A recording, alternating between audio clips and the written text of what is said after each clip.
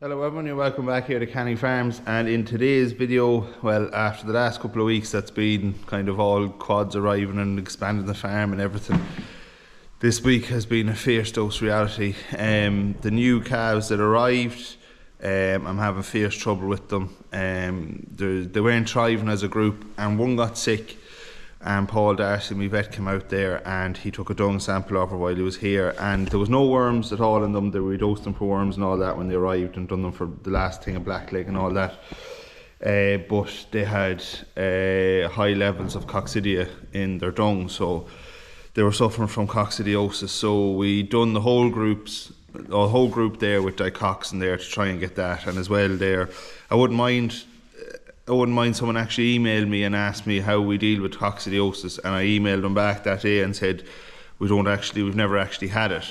And as soon as I said it, we got it. But anyway, so we got into dicoxin, that got rid of it in the majority of them.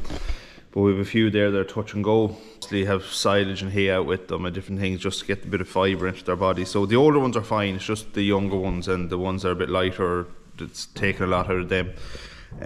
So that's done anyway. So today now as well, we have silage to cut, a bit of topping to do, and we're going doing the pulling ragwort and things like that. So, but just it's been a struggle now, and as well the older heifers as well, whatever's got into them, the older crowd of heifers, no matter what paddock you put them into, they seem to be unhappy and wanting to get out, and they're breaking out of paddocks and everything. And Jesus, torture the last 3 weeks, maybe 2.5 weeks, 3 weeks. They've settled now. The last few days it's kind of stopped raining, they've kind of settled a little bit, but for a while there, every couple of hours they were breaking out, and there'd be a few in this paddock and a few in that paddock, and it's just hard to keep them under control. But just wasn't happy. Maybe it's just that the feeding value wasn't in the grass, even though they might have, I'm giving them more of a section than I usually would. Usually I'd have the sections, I might give them full sections now, but they still just weren't happy, and they're not eating it out as well either. So just, I don't know, just torturing that's all it was. But anyway, so yeah, we'll get at the silage now anyway, and I'll stop blabbering.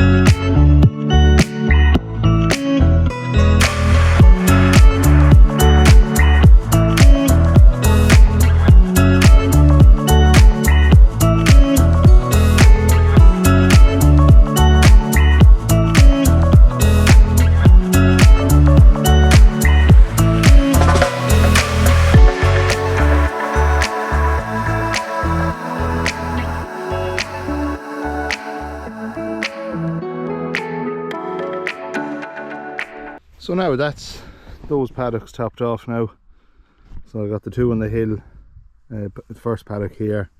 I'll do the other ones tomorrow, and we'll just go out here now and have a look at what the crop is like on this bit. So cut 10 acres again, so as you can see, not a bad crop. It's probably cut now about 3 hours, and thank God now it's starting to dry off, and it's actually drying out pretty well. But Cameron Roy is coming over, so he's going to tell it out for me, and that'll make good stuff. So this is old pasture down here, so there's a lot of mixture of different things in it, but it's all herbs and stuff. There's not too much weeds in it.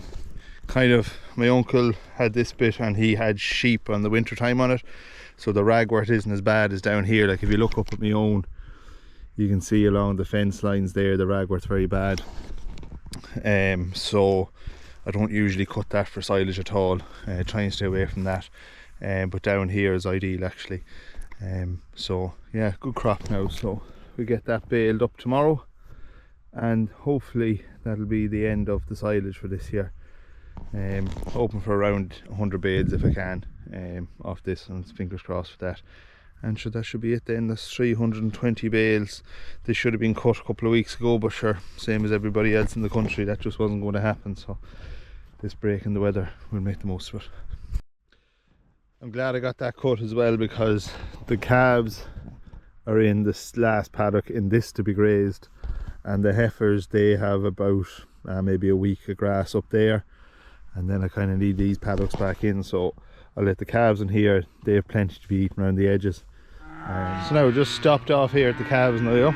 So as you can see, they're doing a lot better anyway. So the diarrhea or the scours have kind of stopped now. There's a few of them. This one here had a bit of pink eye, but she's a lot better today now, not as watery the eyes. Yeah, and they seem alright in themselves now, thank God. A few of them coughing there now still, but it's probably from the doses. But they're definitely 100 times better from the second day we let them out or whatever. 100% better, and they're starting to thrive a bit. The shine has come into them. Up until we dosed them with that dicoxin, they were all doing that browny colour, but you can see there on the black ones there that they're starting to get that shine on them, and they're really looking nice and starting to thrive a bit now. You can see in the last few days that they're really starting to put on weight, and there actually is some nice heifers in it, so they're doing well now. Breaking me heart, absolutely torturing me, but they're doing alright, so they are.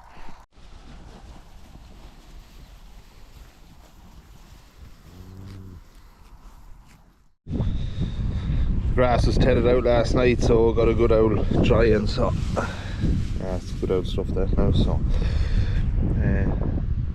and it was a good heavy crop anyway, so I got a good wilt on it. It was only done now yesterday evening, but still there was a good wilt on it, so it turned out okay. So while I'm waiting for the lads to come there to bale there, so it's the next day, I'm just going to pull all these bouillons that are along the fence line and try and get a bit done while I'm waiting.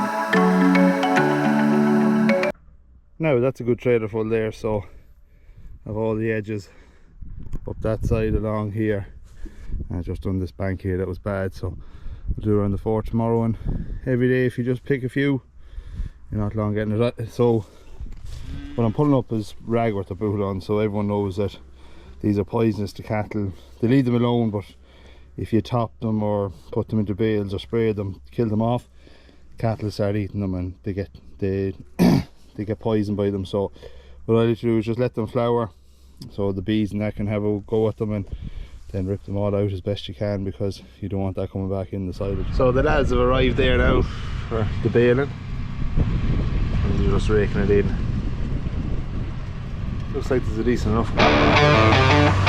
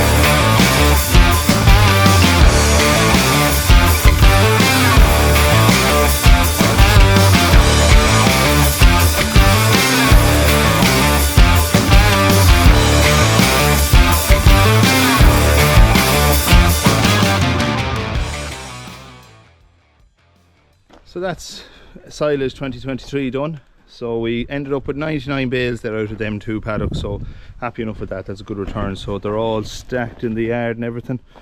So what I'll do now is I'll just mark up these bales, just so I know when I'm going testing them what bales and where they came from. So Mulroy's, Kieran Mulroy there, he brought in the bales for me, and he tedded out the grass as well, and Melani's done the baling for me. So I'll just leave it at that anyway, so it doesn't long be coming around the winter again, we won't find it. So but I'll leave that there today anyway, and hope you enjoyed. And in the next video we'll be doing a few more bits and pieces with the quad. A few accessories are coming and things like that I bought, so we'll be sticking them on and that. So I'll see you in the next one.